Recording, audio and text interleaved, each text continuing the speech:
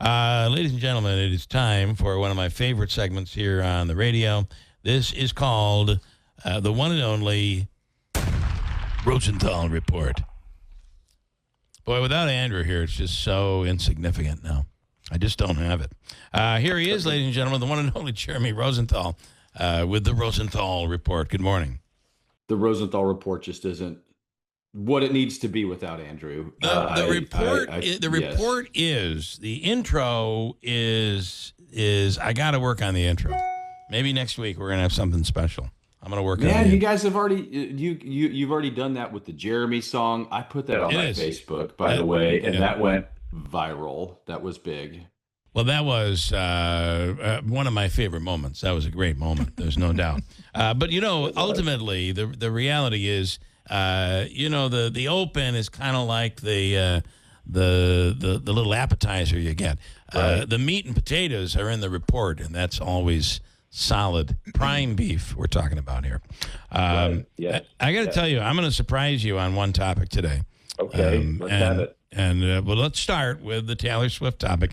We take three topics with attorney Jeremy Rosenthal, and he'll work through them with us and help us figure it all out. Should Taylor Swift and Travis Kelce have a prenuptial? What do you think on this? It depends on whether or not you're a divorce lawyer in Kansas City. That's right. Yes, they absolutely positively have to have a prenup.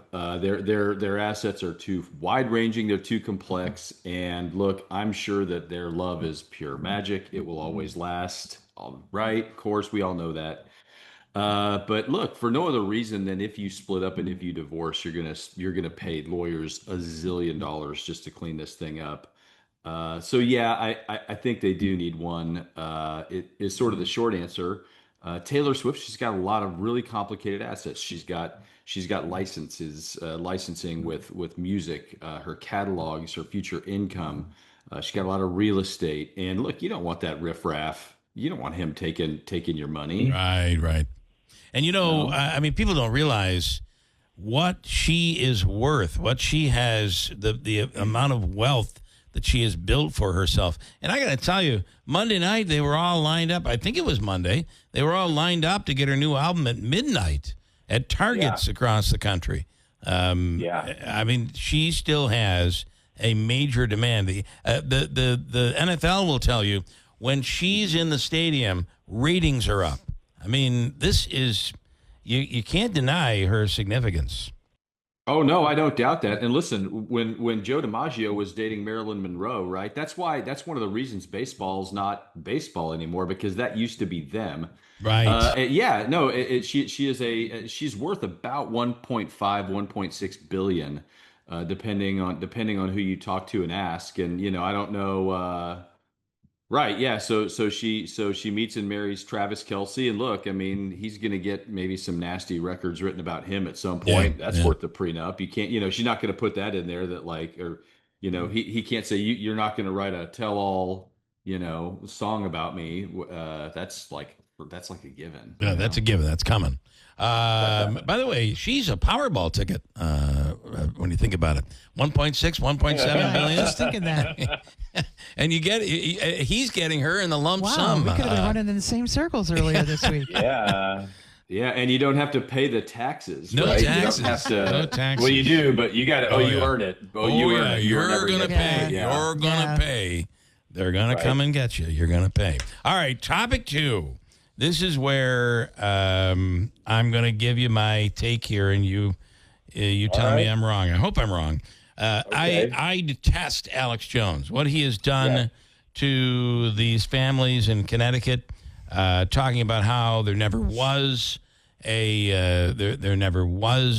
shooting. The children weren't real. It was the Obama administration that made up this whole thing. Blah blah blah blah. I got to tell you, I don't know. I have a feeling that this is covered. It's his opinion. It's covered under free speech, isn't it? As horrible as it is, I kind of feel like it's covered under the First Amendment. Well, okay, so and I'll tell you this, my opinion is not a lot different than yours, okay? And if the First Amendment and look, we don't have to like Alex Jones, and we don't have to agree with anything that he says. And in fact, it's a bigger First Amendment challenge the more you hate the person and what their message is, right? Whether they be white supremacists, whether they be whatever, right? Whether they be this guy who comes out of his, the things that he says are pure trash. But look, if the First Amendment doesn't protect him, then it might not protect anybody. The question is, to me, what would we do with a guy like this in North Korea, right? What would we do? We would lock him in a jail cell and we wouldn't feed him for a year. Okay. And so in America, are we going to take away all of this guy's money, all of his earnings? That's a core First Amendment question is, are we different in America than they are in North Korea? How do we deal with people that we don't like? Yeah, I completely agree with you. And Yeah. and I always say the free speech First Amendment is extremely important. You always have to keep your eye out for the slippery slope, and that free speech is and can oftentimes be ugly and hurtful. But it is, protecting that terrible person's free speech is protecting yours at the same time. That is yeah, that's exactly right. That's exactly right. Because if he is protected with some of the fringe things that he says, that when I'm complaining about my insurance agent, it's fine, right? So that's sort of the core of it. Now, in this instance, it's a little different.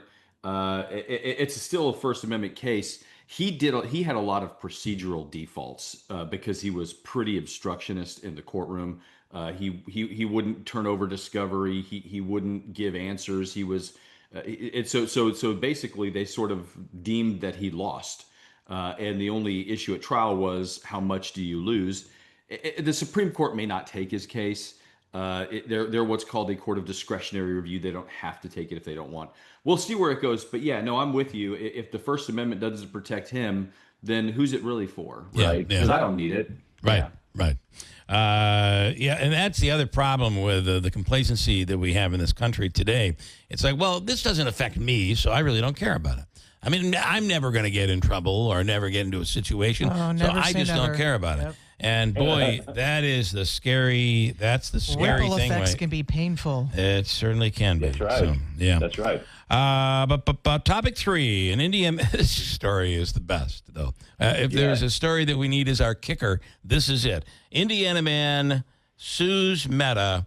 Why? Who is this Indiana man who's suing Meta, and why? You must be referring to the bankruptcy lawyer Mark S.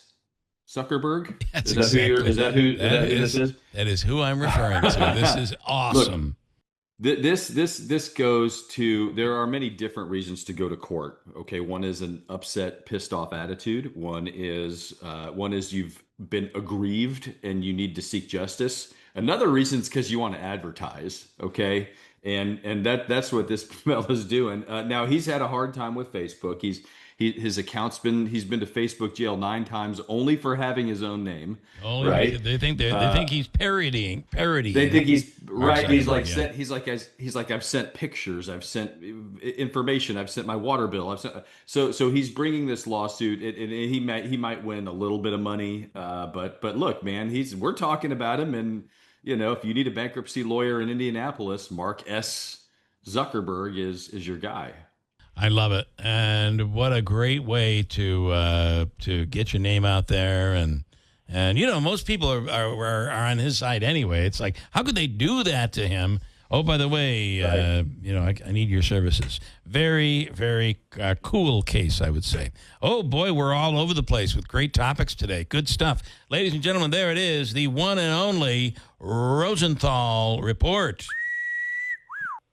Boom, boom. All right. All right, have a great day. You too. Bye-bye. Jeremy Rosenthal with the Rosenthal Report.